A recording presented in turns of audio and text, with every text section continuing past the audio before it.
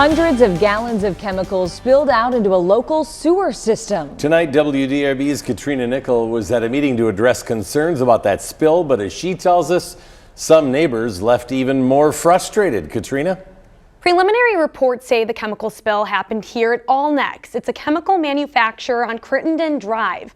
Back on March 11th, potentially hundreds of gallons of styrene, a chemical used to make things like latex and synthetic rubber, spilled into the sewer system. Tonight, Metro Council member Nicole George brought in some city agencies to find out how this happened.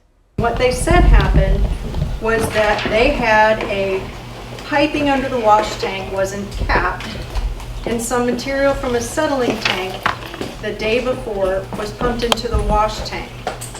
That material plugged the bottom open line of the wash tank until the next morning, when the plug broke loose and the material spilled onto the floor.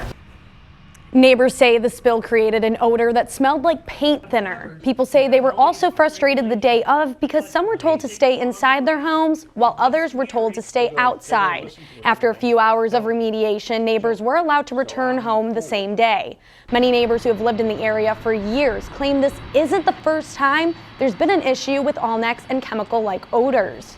I would say 4 or 5 times a year.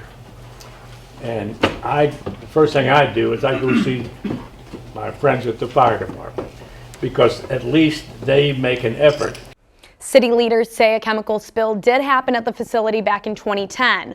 Allnex had to pay a $15,000 fine and evaluate the facility. The city's air pollution control district says since 2020, they've responded to 3 complaints involving the plant. Katrina Nickel, WDRB News.